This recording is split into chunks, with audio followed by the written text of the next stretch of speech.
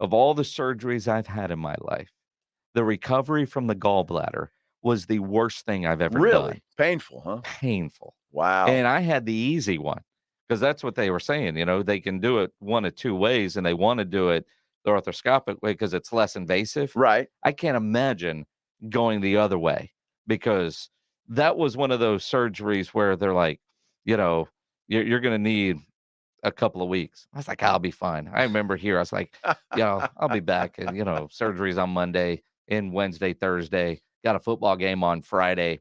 Dude, I couldn't move for Wow. a couple of days. That was the worst. Now, did they take the thing out? Oh, yeah, it's gone. It's out. I lost it. I guess you don't need it. Well, you kinda do, but What your body can survive without it. what does a gallbladder do? There's a Google box right in front of you. It Well, I will just tell thought I you. figured you asked these questions. You're a journalist, you should ask these questions. You know, I probably should, and I was probably no, not probably, I was an idiot. Um, I thought I was having a heart attack. Oh, I was in that much pain. okay. It was a Friday night, I don't know, 3, 4 years ago. Reagan was playing steel. About 11 o'clock, called buddy of mine, Joel K, who, had at the time, he owned a standalone ER. I called him, I was like, "Is this?" He's like, "I don't think it is, but you need to come in and get checked out." So I go over there, and the doctor made the mistake of, well, 2 mistakes. At the ER, he's like, "Yeah, it's kinda screaming at you. This probably needs to come out." I said, "Probably." And then he said, "Yeah, we're gonna keep you over the weekend. Gonna send you to a hospital, keep you over the weekend, and, decide on Monday with the surgeon if you actually need to have it out." It's Friday night. It's opening weekend of the NFL. I am not gonna be at the doctor's office. But they gave me some really good medicine. Yeah.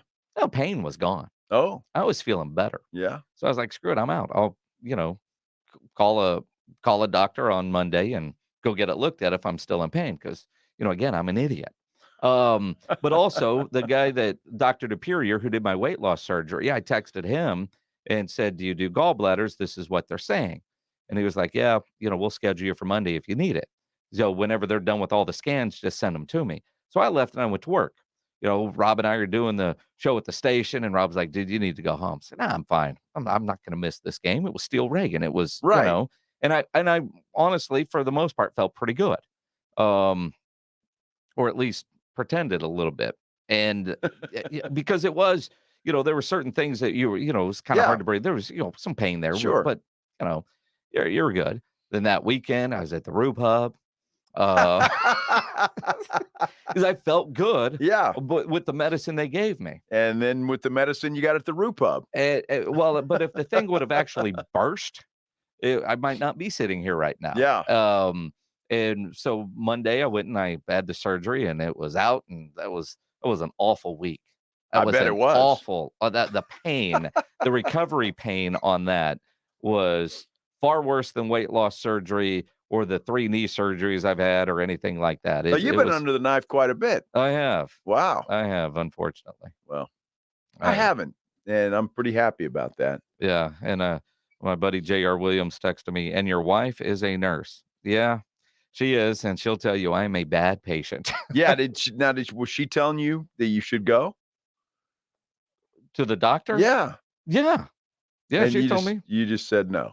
Well, no, I went to the doctor. So you just wanted to go to the Roo Pub. I was feeling pretty good, and it was football season. Right. I mean, what was I gonna do?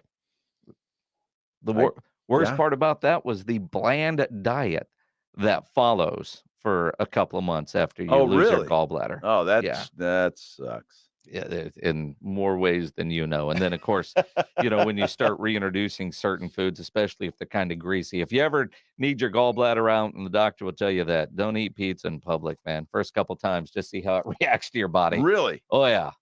And what do you mean by that? Is it Exactly gross? what it sounds like. So You might eat it and lose it all in a matter of minutes. Oh, is that right? Yeah, but it's not coming back up through your mouth. Right. Yeah. Yeah, the other way. Yeah, yeah. It's just pizza? Anything kind of greasy like that initially. I mean, as you can tell, my body is adapted and holds everything in.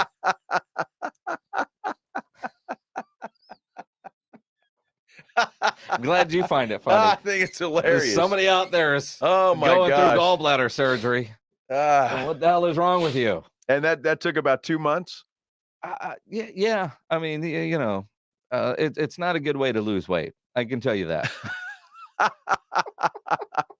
There are better, more Oh. enjoyable ways. Oh, man. I find that funny. I don't It's funny when it's yeah, not you. did you learn this by experience? Well, I mean, they tell you, and because Yeah, but you being the guy you are, you probably no, like, no, because there's a couple of fears and things that I just don't do, and one of them is too in a public place. I will avoid any kind of situation that would require me to have to sit in a public restroom, well, I think most people especially. avoid that or try to I anyway. think they try. There's some places. I mean, I understand when you got to go, you got to go, Right. right? But Sure.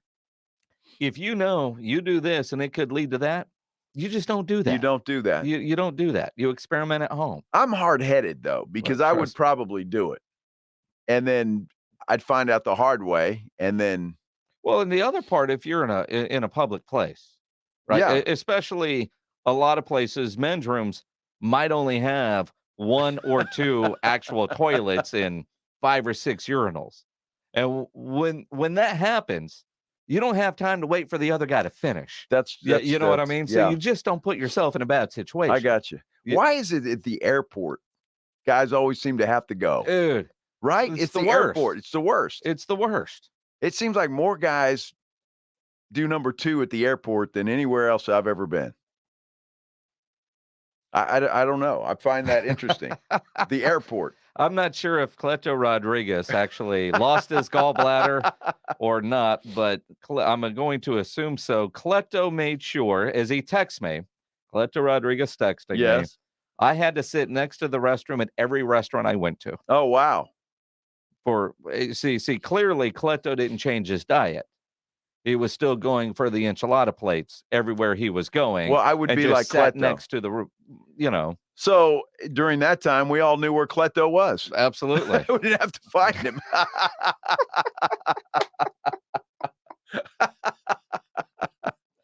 Oh, love you, Cleto. Mm-mm. So many jokes. Yes. So many jokes. And then you also learn, although your wife will end up doing it, carry some extra toilet paper just in case. Because another issue in a lot of men's rooms. Really? Yeah. I don't even know if I want to know. Oh, there's no toilet paper. No toilet paper. Oh. But again, I've never really experienced that horrific moment in a public place because for a long time, I was pretty good about my diet and would just eat everything at home to see what worked and what didn't. Well, in emergencies, you always have the underwear and you just go commando after that. And just throw. You know what I mean? I mean, in emergency situations, you do what you got to do. As long as you have cotton underwear. Yeah. I mean, if you're walking around in silk or something else. Dude, yeah, that TV money, man. Silk drawers, come on. I don't like silk drawers. I like the cotton ones. Fruit of the loom, baby. There you go. That's it. That's what it boils down to. So to speak. Uh-huh. All right. Well, can we regroup? We're gonna have to. We're gonna have. But the next time you're at the airport, just remember that, dude. Everybody knows that. You, I mean, it's like they're always. Why is that? Is it like flying makes you have to? It doesn't make me have to do that. But I mean, some people it affects them that way. My guess is your schedule is out of whack when you're at the airport. Maybe. But I don't know how you are. I know that twice a day, whether I need to or not, and it's always about the same time every day, I got to go sit down somewhere. Sure. And so you always make sure you're home or at your hotel or something along those lines.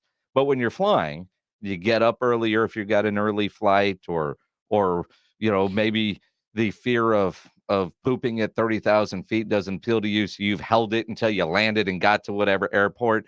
Or you got to figure out what you're going to do to kill time between flights. And you don't want to sit at the hotel bar. Might have to talk to somebody. Well, I hope nobody ever does that on an airplane.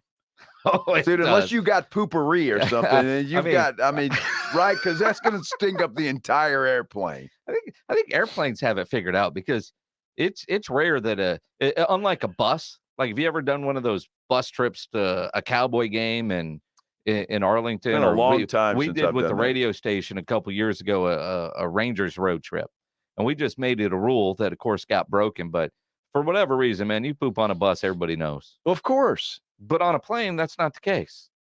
Well, I don't know, but you can always tell how long somebody's in there. I mean, because especially if you're waiting, Yeah. and then you're like, I really don't have to pee that bad. I mean, that space is not that big as it is, and you walk in there and you can't breathe on top of it. Yeah. Do your business and get out. Dude. I mean, if you're on a plane and you're doing that, you can't be sitting there playing Candy Crush while you're going. I mean, that just can't happen, that's Rob. true. Rob, that can't happen. Whoa. Just don't do it. Okay? Don't do it. Take care of it before or Nature after. calls, man. You got to answer. Well, maybe that's why there's, I mean, maybe that's why men's rooms at airports are so crowded, because people are avoiding doing that during the flight. I would hope. I would hope so. And thus far that I know of anyway, unless people carry around air fresheners, I haven't experienced that. That's so wonderful to know. It is. And I'm happy about it. I mean, you're a captive on an airplane. What are you going to do? It's not like you can go to the other room. Again, though, it's one of those things where it probably happens more than you know. Maybe. But the airport filtration system is there. Not really. Yeah. Slow sports day question mark. Not really. No, we just got off topic. We like to solve all the world problems. Well, we do. And again, every one of you knows what we're talking about. Absolutely, they do. Been there, done that. Yes. Part of it.